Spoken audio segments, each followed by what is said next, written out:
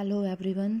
आज हम जानेंगे H3N2 वायरस के बारे में, जो बेसिकली अभी फैला हुआ है, जो बहुत ही ज़्यादा कंटेजियस है। मींस बहुत जल्दी स्प्रेड कर रहा है एक से दूसरे से तीसरे में। अभी आपने अभी डेली जो न्यूज़ आ रही है या आप अपने आसपास देख रहे हैं कि लोगों को बुखार हो रहा है, जल्दी जल्दी उनका गला ख़राब हो रहा है और कॉमन कोल्ड हो रहा है, रनिंग नोज़ हो रहा है, हेडेक हो रहा है। तो ये H3N2 वायरस के ही सिम्टम्स हैं। ये एक तरह से इन्फ्लुएंजा वायरस है जो बहुत जल्दी स्प्रेड कर रहा है और जिसकी वजह से मोर्टेलिटी रेट बहुत ही हाई हो रहा है। तो आइए इसके बारे में हम जानते हैं, और मुझे उम्मीद है कि इस इंफॉर्मेशन से आपको जो है कुछ इम्पोर्टेंट जो है गाइडेंस मिलेगी और आप उसको जो है फॉलो करेंगे और इस इंफॉर्मेशन को आप शेयर करोगे। तो इट्स अ सब type of the influenza virus and it is extremely contagious and transmitted from an infected person to another through droplet released when coughing, sneezing or talking, and it's a respiratory infection. Basically H3N2 virus क्या है?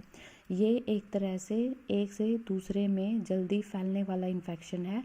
मतलब अगर कोई person infected है, जिसको ये virus है, जो ऑलरेडी इन्फेक्टेड है, जो बीमार है, जब वो खांसता है, छींकता है, तो उससे वो दूसरे पर्सन में जल्दी से वो इन्फेक्शन जो है हो जाता है, दूसरा पर्सन भी जो है वो इन्फेक्टेड हो जाता है। और it's a respiratory infection, means उसके जो फेफड़े हैं वो अफेक्टेड हो जाते हैं। अब आते हैं इसके साइन एंड सिम्टम्स के बारे में। तो गाइस, साइन एंड सिम्टम्स, अगर मान लो कोई पेशेंट है और वो बहुत ही ज़्यादा इन्फेक्टेड है इस वायरस की वजह से, बहुत ही ज़्यादा बीमार है, तो उसके अंदर जो है ये वाले साइन एंड सिम्टम्स आएंगे। फर्स्ट है डिफ़िकल्टी इन ब्रीदिंग और SOB। SOB is the shortness of breath. Means किसी पेशेंट को अगर ये रेस्पिरेटरी इन्फेक्शन हो गया तो उसकी वजह से उसको फीवर आएगा, उसको रनिंग नोज़ होगा, हेडेक होगा, कफ़ होगा तो उसकी सिक्रीशंस बढ़ेंगी। उसको सिक्रीशंस जब ज़्यादा बढ़ेंगी तो पेशेंट में जो है डिफ़िकल्टी इन ब्रीदिंग होगा। पेशेंट को जो सांस है वो छोटे छोटे आएंगे और जल्दी जल्दी आएंगे। नेक्स्ट है वॉमिटिंग। नेक्स्ट है डिहाइड्रेशन। पेशेंट बीमार है, बुखार है, तो उसका कुछ खाने का मन नहीं करेगा, जिसकी वजह से पेशेंट के शरीर में पानी की कमी हो जाएगी। पेशेंट के अंदर डिहाइड्रेशन आ जाएगा। पेशेंट का BP लो हो जाएगा। हाई रेट ऑफ ब्रीदिंग, अगर डिफ़िकल्टी इन ब्रीदिंग है, शॉर्टनेस ऑफ ब्रीदिंग है, तो उसकी वजह से पेशेंट का जो ब्रीदिंग रेट है वो बढ़ जाएगा, जिसे हम टैकिप्निया बोलते हैं। नेक्स्ट है पेशेंट में अगर मान लो डिफ़िकल्टी इन ब्रीदिंग है तो पेशेंट का जो सैचुरेशन लेवल है वो नीचे गिर सकता है। इट मीन्स पेशेंट के अंदर ऑक्सीजन का जो लेवल है वो कम हो जाएगा, जिसकी वजह से SpO2 कम होगा। ब्लूइश पेशेंट के लिप्स होंगे, पेशेंट का फेस, नेल, ये सब ब्लूइश आपको दिखेंगे। नेक्स्ट है पेशेंट में सीजर्स और कन्वल्जन्स आ सकते हैं। इसमें गाइस जो H3N2 इन्फेक्टेड पर्सन है उसमें जो फीवर आता है वो 103 104 तक आता है, और इतने हाई फीवर में पेशेंट को सीजर्स और कन्वल्जन्स आ सकते हैं। पेशेंट विल बी कंफ्यूज्ड और डिसोरिएंटेड। नेक्स्ट है हाई फीवर। अब ये जो सिम्टम्स थे गाइस, यहाँ पे ये थे सीवियर सिम्टम्स, अगर पेशेंट बहुत ज़्यादा बीमार है। और ये जो सिम्टम्स है ये हैं कॉमन सिम्टम्स। मीन्स पेशेंट को जो है हाई फीवर होगा, चिल्स होंगे, एक्सट्रीम फैटिग और वीकनेस। अगर फीवर है तो पेशेंट को ऑब्वियसली पेशेंट जो है थका हुआ महसूस करेगा, पेशेंट के अंदर वीकनेस आएगी, पेशेंट को चेस्ट पेन हो सकता है, हाइपोक्सीमिया हो सकता है, मीन्स ऑक्सीजन का लेवल कम होगा ब्लड के अंदर, कफ होगा, सोर थ्रोट मीन्स गले में खराश होगी, पेशेंट को हेडेक होगा, पेशेंट में थकान होगी, पेशेंट को जो है बॉडी एक होगा, यानी उसका शरीर दर्द करेगा। नेक्स्ट है पेशेंट चिल्स मतलब पेशेंट जो है ठंड महसूस करेगा। नेक्स्ट आता है ड्यूरेशन। अगर कोई पेशेंट इन्फेक्टेड है इस वायरस से तो उसमें जो ड्यूरेशन रहेगा बीमारी का वो 3 to 7 डेज, मतलब 3 to 7 डेज पेशेंट के अंदर ये जो वायरस है वो स्टे करेगा। और फीवर जो रहेगा वो usually it goes away after 3 days, but जो कफ है it might last for up to 3 week. मतलब जो फीवर है वो यूजुअली 3 दिन बाद चला जाता है, लेकिन जो कफ है वो लंबे टाइम तक पेशेंट के अंदर रहेगी। तो गाइज नेक्स्ट हम बात करते हैं जो है home remedies for H3N1 virus. Means इसमें एक चीज़ का ध्यान रखना है कि जो इन्फ्लुएंजा वायरस है ये एक तरह से कॉमन कोल्ड है। जब भी पर्सन जो इन्फेक्टेड होगा शुरू में उसको जो है तेज बुखार होगा, खांसी होगा, शरीर दर्द करेगा, लेकिन इसमें जो मेडिसिन है according to the symptoms like PCM, paracetamol वगैरह हम ले सकते हैं, लेकिन इसमें हमने जल्दी एंटीबायोटिक्स नहीं लेने हैं, क्योंकि एक तरह से इसमें जो मतलब हमारा Indian research of medical council है उसके अकॉर्डिंग अगर हम इसमें एंटीबायोटिक जल्दी लेते हैं तो पेशेंट जो है नेक्स्ट टाइम एंटीबायोटिक से रेजिस्ट कर जाता है, इसलिए हमने इसमें जो है विदाउट प्रिस्क्रिप्शन एंटीबायोटिक्स नहीं लेने हैं।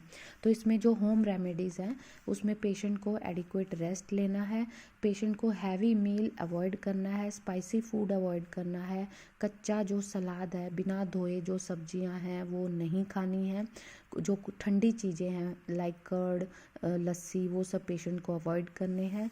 राइस और मिलेट पोरेज जो दलिया है पेशेंट को वो लेना है, सूप लेना है, क्योंकि ये एक तो ये हल्के होते हैं और ये जो है इजीली डाइजेस्ट हो जाते हैं।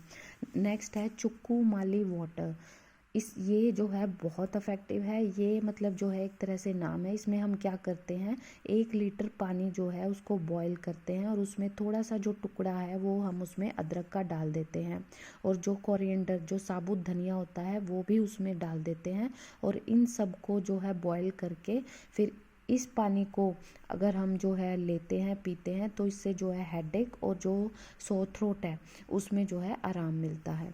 नेक्स्ट है गागल विथ त्रिफला, जैसे जो त्रिफला चूरन आता है तो हम 2 गिलास पानी लेके उसमें ½ टी स्पून त्रिफला पाउडर मिलाते हैं और इसको इतना गर्म करते हैं कि वो बिल्कुल जो है 1 गिलास तक रह जाता है। मतलब हमने 2 गिलास पानी लिया, उसके अंदर आधा चम्मच हमने त्रिफला पाउडर मिलाया और उसको जब गर्म किया तो जब वो 1 गिलास तक रह जाए तो उसमें हमने जो है ये रॉक सॉल्ट डालना है और इस पानी के साथ हमने जो है गरारे करने हैं, जिसकी वजह से जो सो थ्रोट है वो ठीक हो जाता है और कफ में भी रिलीफ मिलता है।